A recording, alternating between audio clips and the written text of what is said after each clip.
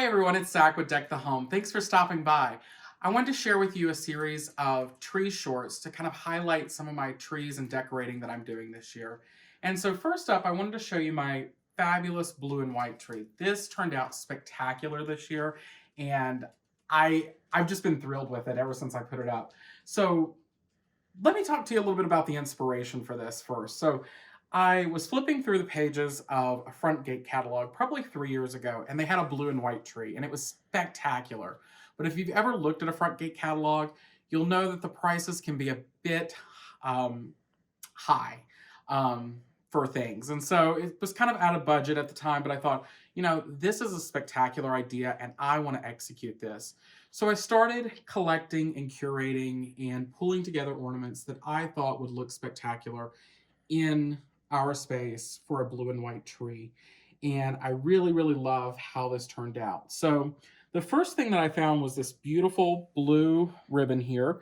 This is a dusty blue velvet from D. Stevens. It's got a beautiful gold back on it, and it really pops. The lights hit that gold back, and it just provides a glimmer and a shimmer that is spectacular.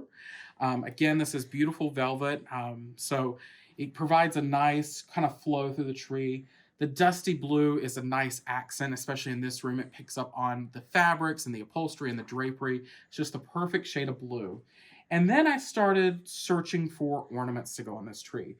So you'll notice there's a lot of white, but they're not just plain white. They're white that have details. Like this has this like lace type detailed here. This ornament over here has kind of a leaf and pearl detail. So there's something special there. At a first glance, you're like, it's white, but it's not really white. There's something special about it. Much like white pottery or blue and white, there's details in it that you just don't see initially at first glance. And then once I got all the white ornaments on and had this background of white to work with, I went in and started adding blue ornaments in. Blue ornaments that had white detailing. So this, for example, is hand painted by an artisan down in North Carolina. They're absolutely stunning, but it's this blue painted flower with lattice work, with pearl detailing, just absolutely spectacular and adds something beautiful to the tree.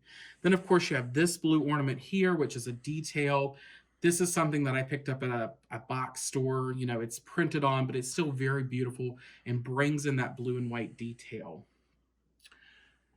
I also have some other pottery pieces on here, so like teapots and teacups. These are Kurt Adler.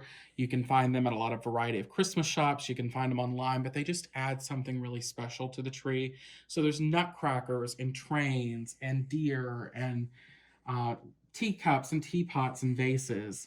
I also picked up a few things as well at our antique store. So I found this beautiful piece of pottery turned ornament that has just like two little bunnies on it, but the blue and white is just really, really cute and spectacular and adds something special.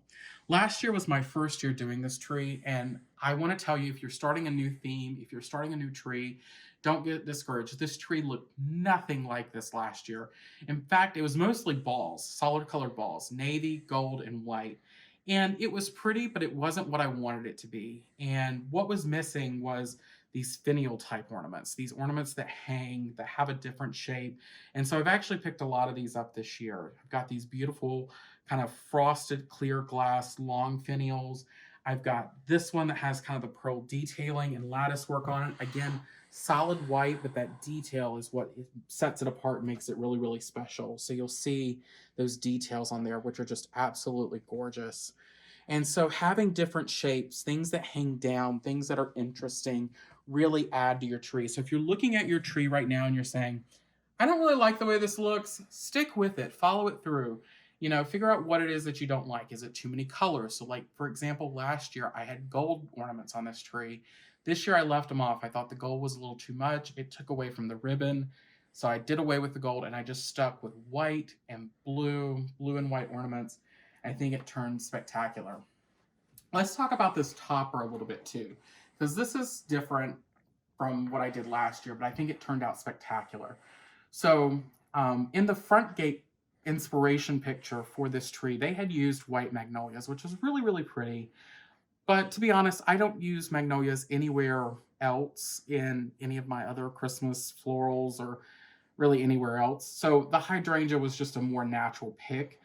There's hydrangeas and other floral arrangements throughout the space. And so this really became really nice. The other nice thing about hydrangeas too is their big impact. They have big blooms, and so you only need a few of them. So I stuck those in with a little bit of the blue ribbon, and then I just filled in around it with some different greens. You'll notice they're a little bit frosted, again, bringing in that white to provide a background, but they're really, really pretty. There's also just some regular green in there.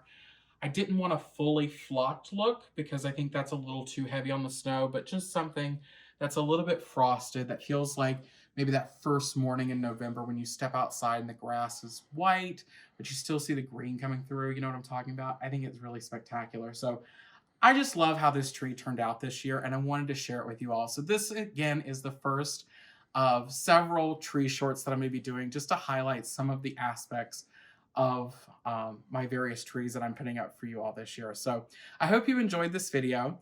If you did, don't forget to like, comment, and subscribe if you haven't already. And to everyone who subscribed recently, welcome. I'm so excited you're here. There's so much more to come. Thanks for stopping by, everyone. Take care.